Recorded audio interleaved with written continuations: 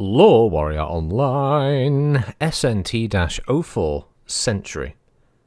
Overview. Fearing the possibility of another invasion, the leaders of the various Federated Commonwealth marches demanded a new mech with more advanced technology than the Watchman, which had been designed in Prince Hansa-Davian's day for their own defence. In response, Prince Victor Steiner-Davian had a new wing added to the Watchman factory on Robinson for production of the Sentry. Prince Victor made sure that all of the new mech's parts would be interchangeable, as was the case with the Watchman, to ease the introduction of the Sentry into the various planetary militia units. Like the Watchman, the Sentry uses as many surplus parts from other units as possible, such as extra Zippo flamers from the Berserker and Sperry Browning machine guns from older Vulcans. The Particle Heavy Cannon came from a stockpile formed when the Manticore Heavy Tank was upgraded, and the Magna 200p small pulse lasers are leftovers from an overstock for the Dart. Capabilities.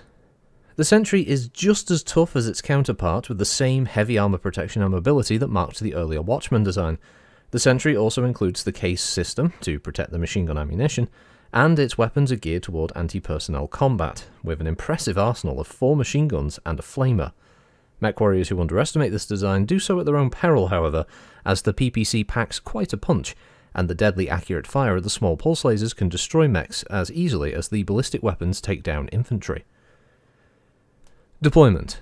The first production run of the Sentry was divided evenly among the various marches, much to the annoyance of Duke Sandoval of the Draconis March. Though Prince Hansa-Davian had allowed Duke Sandoval first crack at the Watchman, Prince Victor declined to do so with the Sentry, refusing to give favoured status to the bitter enemies of the Draconis Combine. So this is a mech that's 40 tons in mass. Its chassis is a Darwinian hyperactive 3 endo steel. Its power plant is a Nissan 200. Its cruise speed is 55 and its max speed is 87, with its Hildco Model 12 jump jets for 150 meter jump capacity. The armour is the Starshield A, and its armament is a single Particle Heavy Cannon, 2 Magna 200p small pulse lasers, a Zippo flamer, and 4 Sperry Browning machine guns.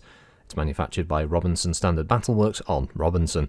Its communication system is the Akanara Electronics HICS-15, its targeting and tracking system is the Federated Hunter Type 3. What does this all translate to in stats, you say? Well, it's a mech that has a walk of 5, a run of 8, and a jump of 5. It has 10 double heat sinks for a nice 20 overall heat dissipation there, which isn't too bad considering you're factoring a PPC shot there.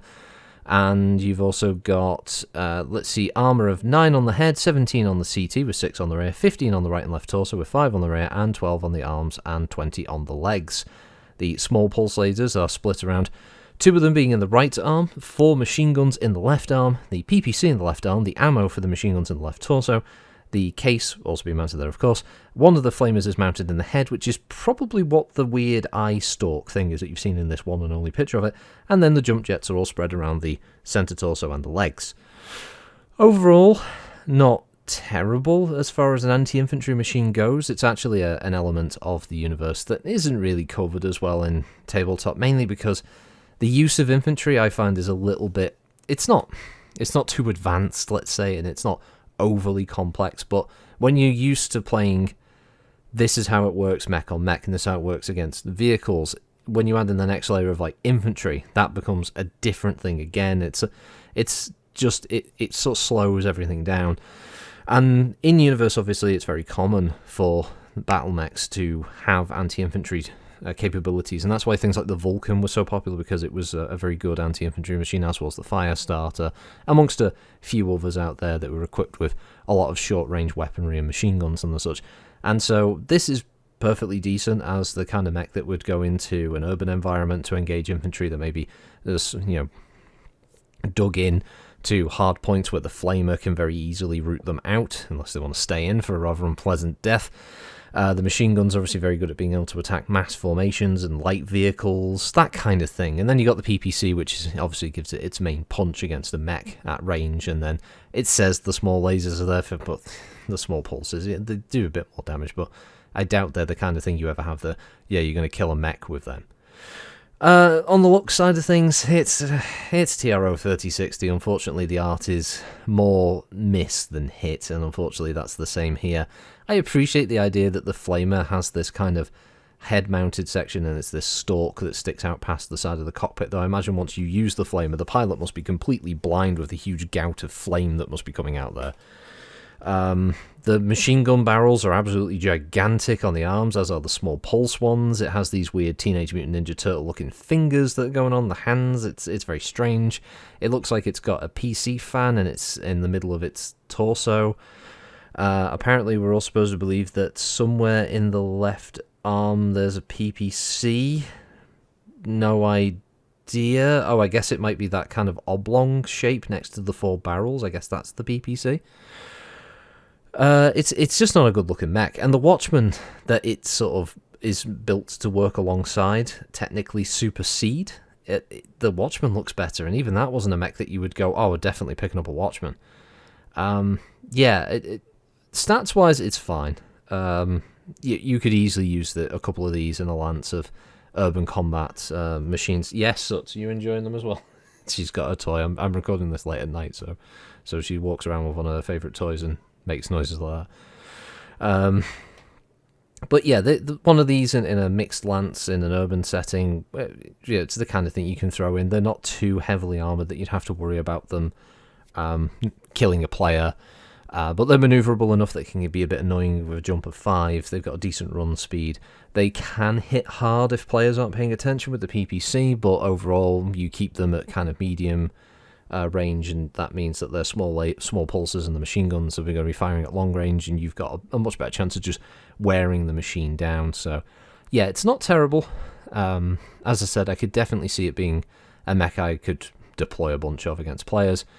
Also the kind of thing that you could use as friendlies to fight alongside players, because again, it's not a mech that as a GM you're going to be moving and then it's glory hogging, oh that got the kill, that stole the kill kind of thing. It's the kind of mech that you throw into the fight to just soak some damage for the players maybe against a much more deadly opponent, so to speak. So yeah, I don't dislike it. I don't hate the artwork, but I can again see that it isn't going to be the kind of thing that anyone's going to have a lasting impression of going, wow, that's really cool. Need to get me a Sentry.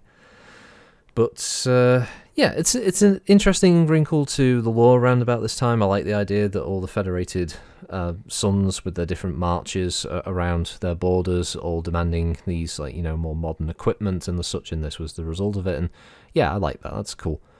And yeah, so you can imagine it's something that you start to see more commonly after 3060 onward in some of the different marches. So yeah, it's pretty sweet. Anyway, that's enough rambling from me. That was the Sentry. What do you think? Let me know, and I'll catch your comments. I may not answer them all on the same day. I do apologise for that. I just I'm getting old for this. I think you know what? I think it's actually next year. I think I've been doing YouTube stuff for 10 years, which I know compared to some isn't that long. But yeah, it's 10 years of doing like LoreWarriors and stuff like that. It's kind of crazy. But yeah, I'll catch you next time. Have a good one, and thanks for listening as always. Bye bye.